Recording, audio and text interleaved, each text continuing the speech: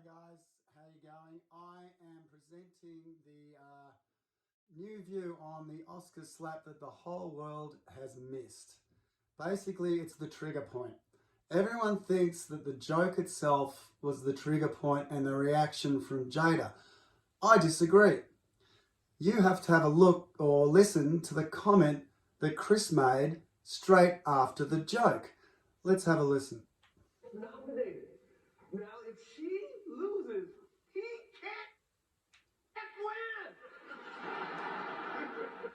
He is praying that Will Smith wins. Like, please, Lord. Jada. Alright, so he mentions the name Jada, and we all know what's coming is a joke. So Chris has basically rehearsed this previously.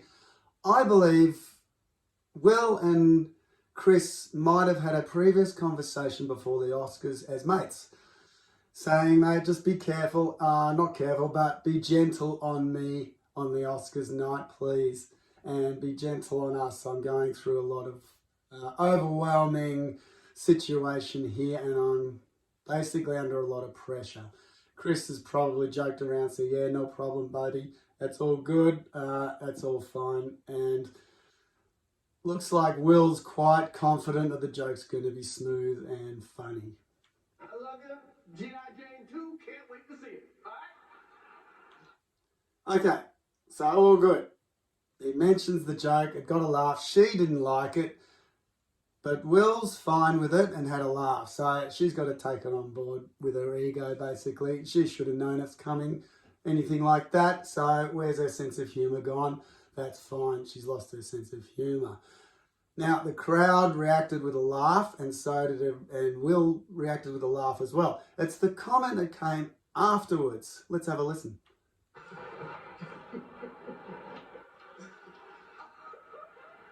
That was a nice one. Okay. That was a nice one. What does that mean? Now, Will knows that Chris is saying that actually that's a nice joke about your wife. I could have brought on a worse joke and brought it out in front of the world, but I didn't. I presented the nice one. Now, Will knows straight away what Chris meant. No one else did, and no one else has mentioned it. And that's when he gets up, straight after that comment.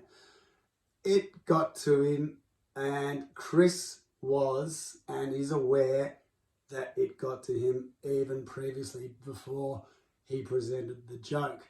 So I reckon that Chris had a spontaneous comment after that, and it was a dig at Jada, and it was very personal, meaning that there's more that I could say, but I'm not going to say it, Will. But Will knows it, and it got to Will personally. So it was a dig by Chris, and it was very personal, and he knew it.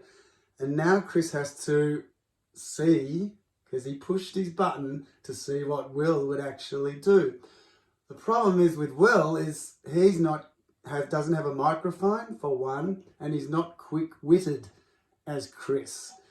So the only reaction that Will could do is, because it's very personal, is, okay, I'm going to use that personal button pushing back on you and see how you take it in front of the world because you pushed my button. So what can I do?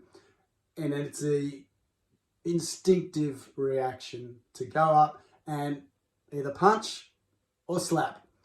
He chose to slap because he knew that if he punched, it would be going too far and there could be major consequences in regards to arrest, assault, etc. If he openly slaps him, it's still part of an acceptable skit, let's say, because the joke was started by Chris. Will wants to continue the joke but get back at Chris somehow. He's not as quick-witted as Chris. He could have put his arm around Chris and said to him in front of the audience, Chris, I want you to apologise to my wife with what you said on that second comment there, saying that was a good one. Let's hear the bad one. No, let's not. Let's apologise now to the wife in front of the world. That could have humiliated Chris and could have worked quite well. But because Will was so overwhelmed and the pressure was on him, and there's a lot of pressure from his wife, a lot of pressure from the academy and everyone in the audience of, are you going to take this, Will? He thought everyone understood the joke, the second comment, but no one picked it up. It could have gone smoothly. He could have left it as it was because the G.I. Joe joke was fine. And what we do is we continue. He comes up to the stage now.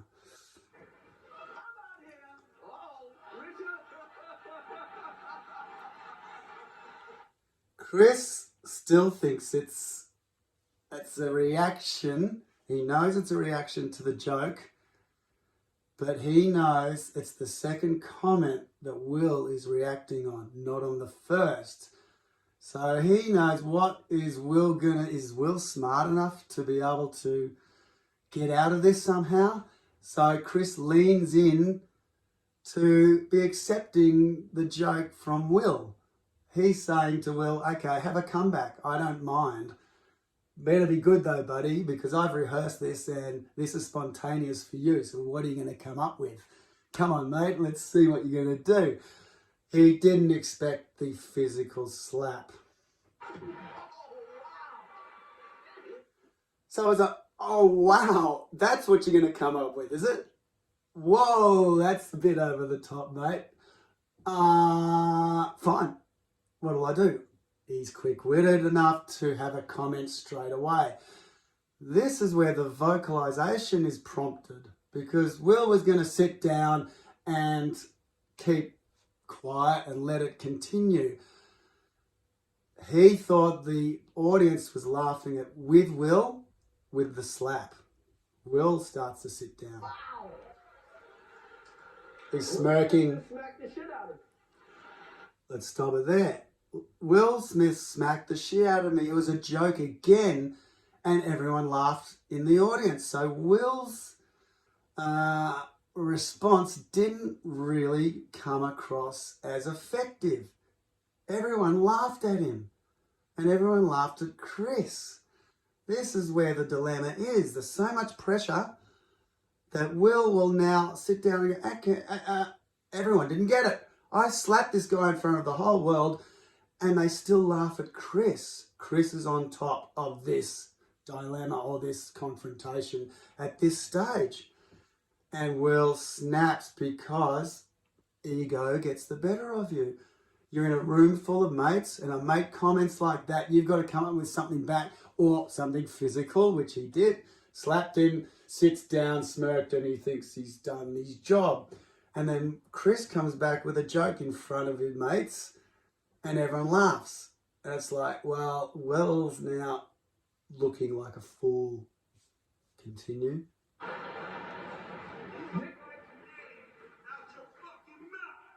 Right, so this is a instinctive comment on Will's part. What the hell can he do to get on top of this fight of ego? And who's going to dominate this little tight situation? He thought he was dominating by the physical slap, but Chris came back with a joke and everyone laughed, and now Will looks foolish. Will's instinctive reaction is he's not quick-witted like Chris. So it came from basically the heart. It came from instinct. What else can I say? I'm going to say it. Get your wife's name out of your mouth. I don't think that's effective at all. So Chris said, well, okay, let's continue on the watch. Wow, dude. It was a G.I. Jane joke. All right. Wow, dude, friend, right? We're still mates. It's a dude. It was a G.I. Jane joke. Now, Chris is playing Will because Chris knows it wasn't that comment that was the dig. It was the second comment about that was a good one. So Will now has to repeat it because he's now stuck in a situation where it didn't work. He says it once. Chris has now come back with a fair comment. It was a joke about G.I. Jane. Will knows that wasn't it.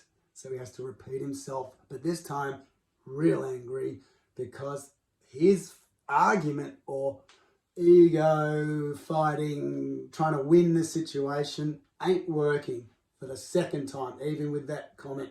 So he's got to say it again with so much force that it's uncontrollable for him. He's too overwhelmed.